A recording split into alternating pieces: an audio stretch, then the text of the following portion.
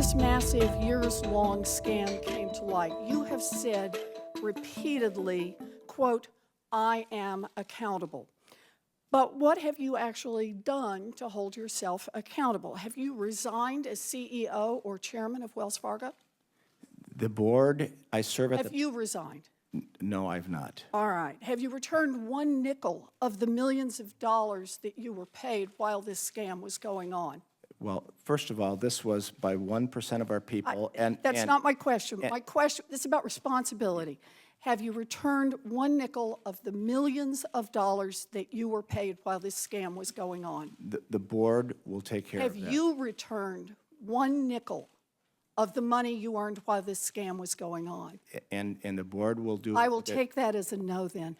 Have you fired a single senior executive? And by that, I don't mean a regional manager or a branch manager.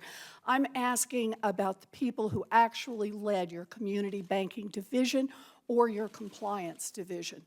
We've made a change in our regional, to lead our regional bank. I just said, I'm not asking about regional managers. I'm not asking about branch managers. I'm asking if you have fired senior management, the people who actually led community banking division, who oversaw this fraud, or the compliance division that was in charge of making sure that the bank complied with the law.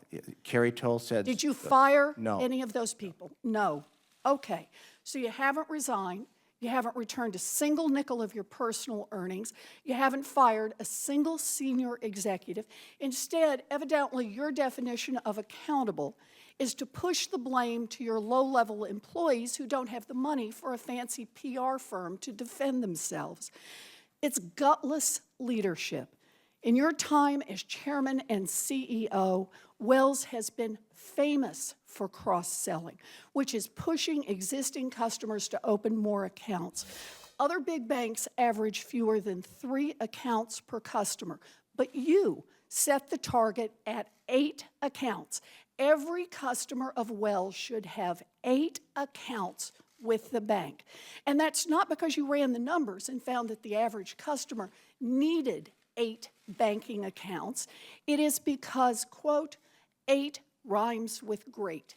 This was your rationale right there in your 2010 annual report. And guess what? Wall Street loved it. Here is just a sample of the reports from top analysts in those years, all recommending that people buy Wells Fargo stock in part because of the strong cross-sell numbers. Do you know how much money, how much value your stock holdings in Wells Fargo gained while this scam was underway?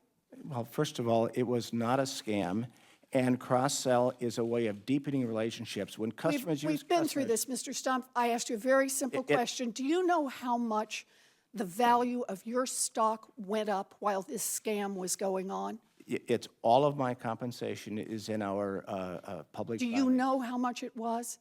It's all in the public filing. Oh, you're right. It is all in the public records because I looked it up. While this scam was going on, you personally held an average of 6.75 million shares of Wells stock. The share price during this time period went up by about $30, which comes out to more than $200 million in gains, all for you personally. You should resign. You should give back the money that you took while this scam was going on, and you should be criminally investigated by both the Department of Justice and the Securities and Exchange Commission.